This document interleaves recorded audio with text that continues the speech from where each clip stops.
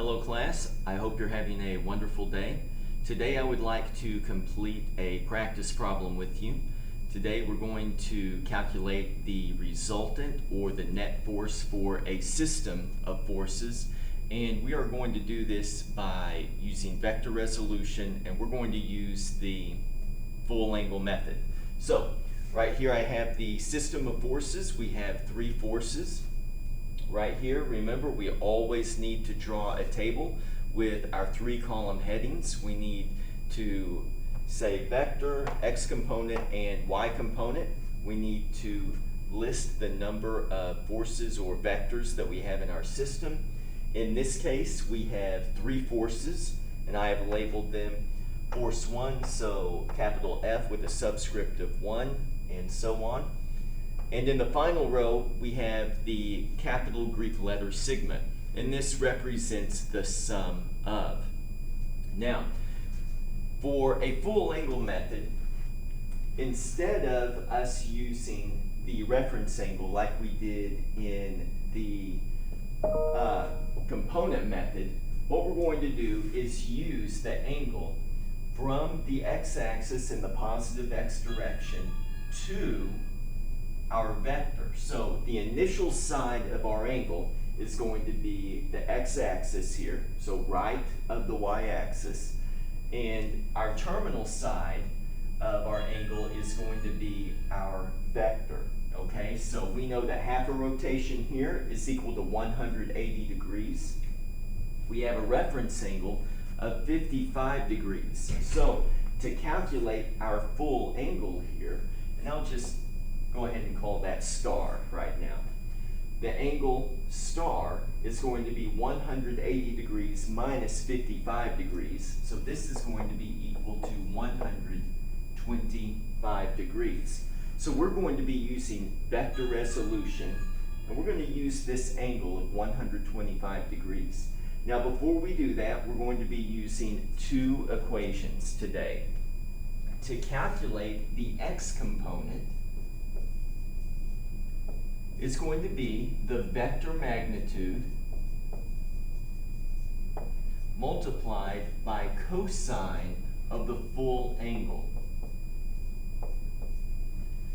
And the y component is equal to the vector magnitude times sine of the full angle. Okay? So let's go ahead and start out with force 1, and we're going to talk about the x component. So the x component, and I'm going to use the subscript of F1, so sub F1 to identify force 1. This is going to be our vector magnitude, which is 140 newtons, times cosine of our full angle, which is 125 degrees. Now we can look at this vector, this force 1, and we know that the x component should be negative because it's moving in a negative x direction. Plus, we're in quadrant 2 here, and we know all x values in quadrant 2 are negative. So let's go ahead and get your calculator out. We're going to type this in the calculator. Make sure that you are in degree mode. So 140 newtons cosine 125. So 140 times cosine of 125 gives us negative 80.3. And we have units of newtons. Let's go ahead and transfer that calculated value into the table that we made earlier. Be sure and use your negative sign here because the vector is pointing in a negative x direction. Now for the y component, we're going to use this equation. Y component is equal to the vector magnitude multiplied by sine of the full angle. So y component, once again I'm going to use the subscript F1 for force 1, 140 newtons times sine of 125 degrees. Now let's go ahead and make a prediction. Should this value for my y component be positive or negative? Well, Let's take a look at our vector. It's pointing in a positive y direction right here. And we know that all y values in quadrant 2, they're always positive. So, let's see if we're right. 140 times sine 125 degrees. This is equal to a positive 114.6 newtons. Okay, let's go ahead and transfer that value here. 114.6 newtons. Okay, now for vector 2. Right here is force 2. Well, what we have here is a full angle to force 1, that's 125 degrees. Then we have a reference angle of 55 degrees. We know both of these angles equal 180 degrees. And then for force 2, we have a reference angle of 60 degrees. So 180 degrees plus 60 degrees is going to be 240 degrees. Okay? So for force 2, our x component is going to be equal to our vector magnitude, 130 newtons, times cosine 240 degrees. Now, before we do anything on the calculator here, let's just make a prediction. Should our force 2 x component be positive or negative? Well, we're in quadrant number 3, and visually we can see that our force is moving in a negative x direction for the x component. We also know that all of the x values for quadrant 3, they're negative. So this value should be negative. So 130 times cosine of 240 degrees gives me negative 65. And we have units of newtons. So negative 65 newtons. For our y component, for force 2, we have 130 newtons times sine of 240 degrees. Okay? So just looking at our vector here, we're in quadrant 3. So visually, we can see that our y component for force 2 is negative, and we know that values, the y values in quadrant 3 are always negative. So 130 times sine of 240, this gives me negative 112.5 newtons. Let's go ahead and transfer that value into our table. And for our final vector, force 3, we have 110 newtons. And right here, we know the angle measure between the y-axis and x-axis in quadrant 4. This is 90 degrees. Right here, we're at 270. All right. So this angle here, okay, this we are going to, so let's do 360 minus 45. Our full angle is 315 degrees. So for the x component of force 3, we have 110 newtons times cosine of 315.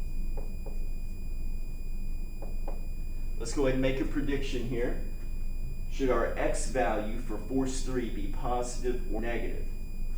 Well, we can look at it, and we know that the x value is moving in a positive x direction. It's on the right-hand side of the y-axis. And we know that all x values in quadrant 4 are positive. So this value should be positive. 110 times cosine of 315 degrees gives me 77.7 newtons. Let's go ahead and transfer that down here. And my y component for force 3, 110 newtons times sine of 315 degrees. So our value should be negative this time. So we can visually tell that the vector is pointing in a negative y direction because it's below the x-axis. So 110 times sine of 315 degrees gives me a negative 77.7 newtons.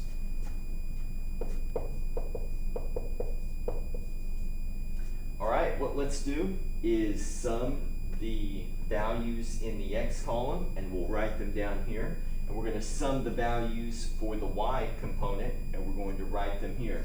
And these two values will be the x and the y component for our resultant vector, or our net force for our system of forces.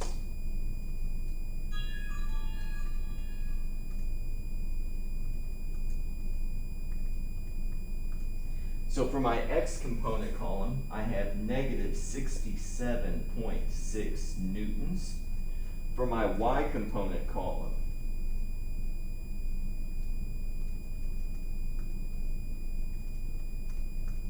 I have negative 75.6 newtons. So if we have a negative x value and a negative y value, we know that our resultant vector is going to point into the third quadrant. Okay? So, to draw this vector, so if we have a coordinate plane here, we're going to start at the origin. Let's take care of the x component first. Negative 67.6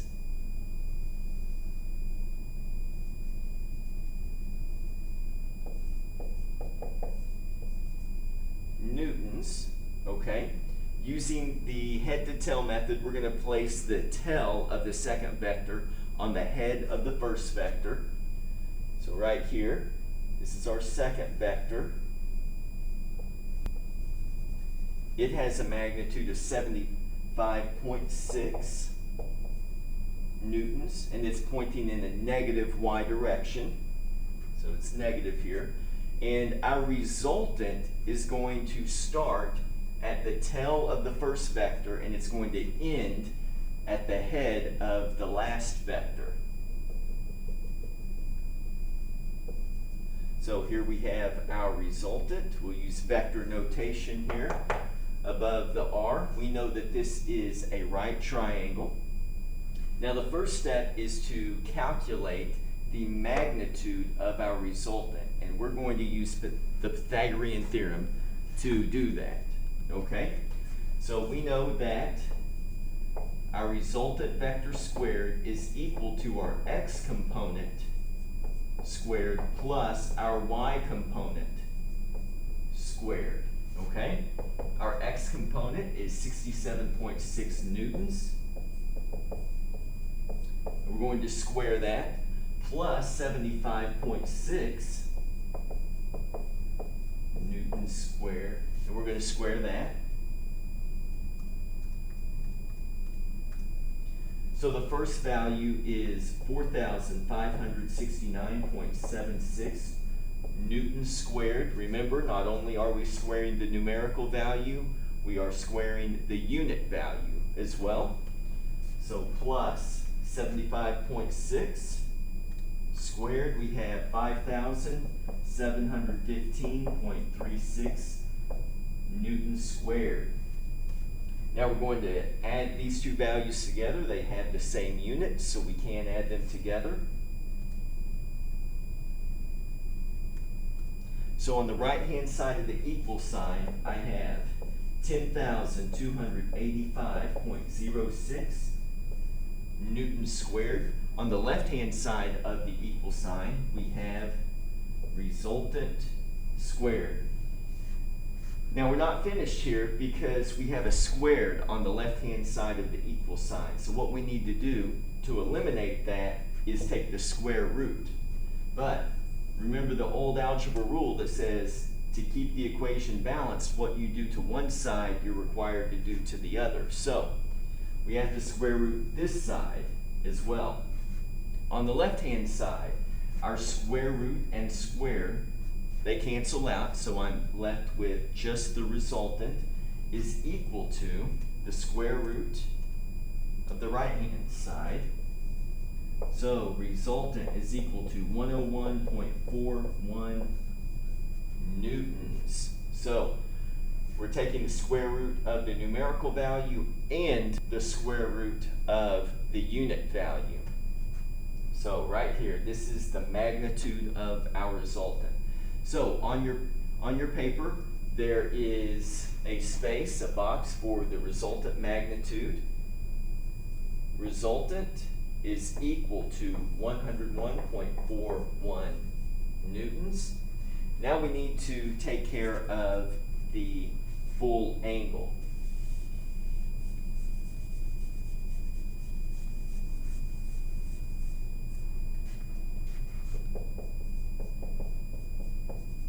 Okay, so right now, what we are going to do is we are going to calculate this reference angle. But remember, we need the full angle. So if I label this X and Y, we know that the initial side of our angle is going to start on the x-axis in the positive x direction, make a counterclockwise rotation to the terminal side. And this is going to be where the vector is at here. Okay, so we have to calculate this, and then we are going to add it to 180 degrees because we start here. This is 0 degrees. Counterclockwise rotation, we're at 90 degrees. Now we're at 180 degrees. Right here is 270 degrees, and a full rotation back to the x-axis here is 360 degrees. Okay, but our first step is to calculate this reference angle, angle theta. Okay, and we're going to do that by theta equals arctangent of our y component over our x component.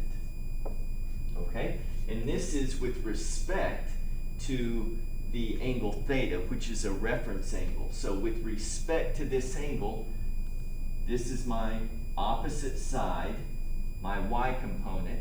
This is my adjacent side. This is my x component. So arctangent, y component 75.6 newtons divided by my x component 67.6 newtons. Okay, and we can make a prediction if our angle theta is less than, equal to, or greater than 45 degrees. Remember, if the ratio inside our brackets here when we're taking arctangent is greater than 1, your angle, your reference angle here that you're solving for is going to be greater than 45 degrees. So we can tell right here just by looking at the ratio that the value is going to be greater than 1. So our angle should be greater than 45 degrees. So let's do arctangent 75.6 divided by 67.6, and we get 48.2 degrees. Okay, now we want to calculate this full angle here. Okay, so we know that half a rotation is equal to 180 degrees, and then we've gone 48.2 degrees past that. So 180 plus 48.2 degrees is going to be 228.2 degrees.